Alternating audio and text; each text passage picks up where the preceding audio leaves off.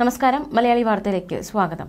വെഞ്ഞാറുമൂട്ടിൽ യുവാവിന്റെ കൊലക്കത്തിക്കിരയായി ജീവൻ നഷ്ടപ്പെട്ട 5 പേരുടെ സംസ്കാരം പൂർത്തിയായി. കഴിഞ്ഞ ദിവസമാണ് 23-കാരൻ അഫാൻ ഉറ്റവരെയും പെൺസുഹൃത്തിനെയും അടക്കം 5 പേരെ അതിക്രൂരമായി കൊലപ്പെടുത്തിയത്. അനിയൻ അഫ്സാൻ, മുത്തശ്ശി സൽമ ബീവി, ബന്ധുക്കളായ ലത്തീഫ്, ഷാഹിദ, പെൺസുഹൃത്ത് ഫർസാന എന്നിവരെയാണ് ചുറ്റിക കൊണ്ട് അടിച്ചു കൊലപ്പെടുത്തിയത്. ഫർസാനയുടെ മൃതദേഹം ചിറയൻകീഴ് കാട്ടുമുറാക്കൽ ജുമാ മസ്ജിദിൽ ഖബറടക്കം നടത്തി. അഫ്സാൻ, സൽമ ബീവി, ലത്തീഫ്, ഷാഹിദ എന്നിവരുടെ ഖബറടക്കം താഴെ പാങ്ങോട് മുസ്ലിം ജുമാ മസ്ജിദ് ഖബർസ്ഥാനിലായിരുന്നു. പോസ്റ്റ്മോർട്ടത്തിന് ശേഷമായിരുന്നു ചടങ്ങുകൾ നടന്നത്. പോസ്റ്റ്മോർട്ടത്തിൽ കൊലപാതകത്തിന്റെ ക്രൂരത തെളിവായി.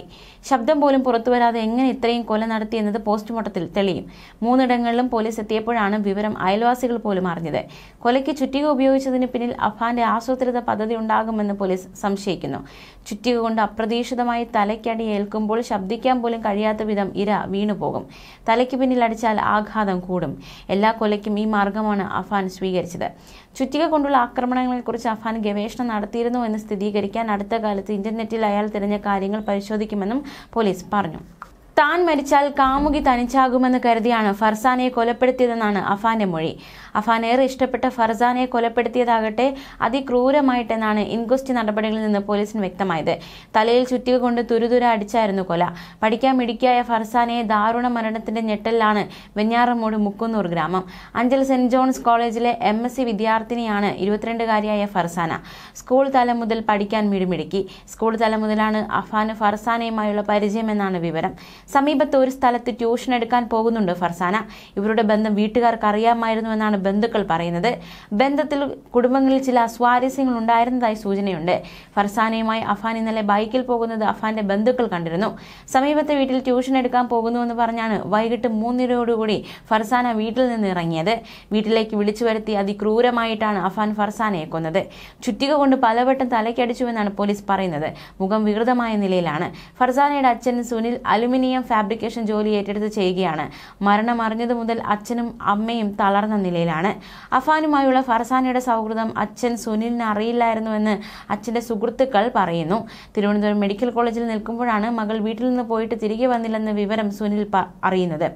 സമീപത്തെ വീട്ടിൽ ട്യൂഷൻ എടുക്കാൻ പോകുന്നുവെന്ന് പറഞ്ഞാണ് വൈകിട്ട് 3:30 ഫർസാന വീട്ടിൽ നിന്ന് ഇറങ്ങിയത്. അച്ഛൻ സുനിലിന്റെ സ്ഥലം ചിറയൻകീഴാണ്. അമ്മ ഷീജയുടെ സ്വദേശം വെഞ്ഞാറമൂടാണ്. വെഞ്ഞാറമൂട്ടിൽ അലുമിനിയം ഫാബ്രിക്കേഷൻ കട നടത്തുകയാണ് സുനിൽ. 6 വർഷം മുമ്പാണ് കുടുംബം ഇവിടെ താമസം തുടങ്ങിയത്. കൃത്യമായ ആസൂത്രണത്തോടെയാണ് പ്രതി കൊലകൾ നടത്തിയതെന്നാണ് പോലീസിന്റെ കണ്ടെത്തൽ. 6 മണിക്കൂറിനുള്ളിൽ 5 കൊലപാതകങ്ങളാണ് പ്രതി നടത്തിയത്.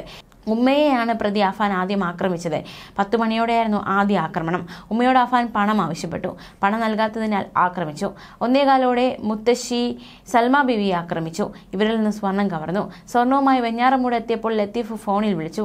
ലത്തീഫ് എല്ലാം മനസ്സിലാക്കിയെന്ന് സംശയിച്ച് അദ്ദേഹത്തെ കൊലപ്പെടുത്താൻ തീരുമാനിച്ചു. അവിടെ വെച്ച് ലത്തീഫിന്റെ ഭാര്യ ഷാഹിദയെയും ആക്രമിച്ചു. തലയ്ക്ക് പിന്നിൽ അടിയേറ്റ നിലയിലാണ് ഇരുവരുടെയും മൃതദേഹം.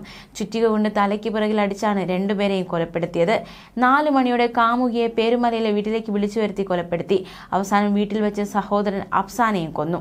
അനുജൻ പരീക്ഷ കഴിഞ്ഞെത്തി ഉമ്മയെ അന്വേഷിച്ചു. ഈ ഘട്ടത്തിൽ അനുജനെ വീട്ടിനകത്ത് കയറ്റി ചുറ്റിക കൊണ്ട് അടിച്ചു കൊലപ്പെടുത്തുകയായിരുന്നു. കൊലപാതകത്തിന് ശേഷം ചുറ്റിക വീട്ടിൽ തന്നെ വെച്ചു.